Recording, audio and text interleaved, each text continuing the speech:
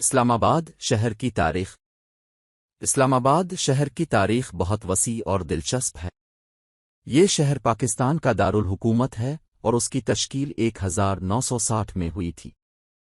اسلام آباد کا نام اسلام سے منسوب ہے جو عربی زبان میں خلافت اسلامیہ کو ظاہر کرتا ہے، جبکہ آباد فارسی زبان میں آبادی یا آباد شدہ کو ظاہر کرتا ہے۔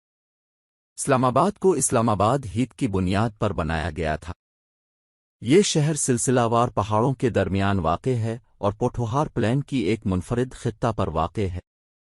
شہر کا منظرہ قدرتی حسنوں سے بھرپور ہے اور اس میں بہت سارے باغات، پارک، جنگلی علاقے اور جھیلیں ہیں۔ اسلام آباد پر فیصل مسجد، پاکستان محکمہ دفاع اور دفاعی تنظیمیں موجود ہیں۔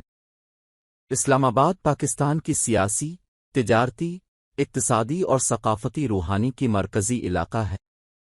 یہاں پاکستان کے وفاقی حکومتی دفاتر، سفارت خانے، بین الاقوامی ادارے، اسکولز اور کالجز وغیرہ واقع ہیں۔ اسلام آباد کو مودی باغ، پاکستان میں دوسرا سب سے بڑا شہری باغ بھی کہا جاتا ہے، اور بہت سارے تفریحی مقامات جیسے مرگزار نیکسن، پرسکو، پیروزہ ہلز، بحیرہ سیچن، لوک ور وغیرہ اسلام آباد کے قریب واقع ہیں جو ٹورسٹس کو کھینچتے ہیں۔ اسلام آباد شہر کا حالیہ اہم ترین علامتی عمارت اسلام آباد کا پارلیمنٹ ہاؤس ہے، جہاں پاکستان کے قانون ساز اجلاس ہوتے ہیں۔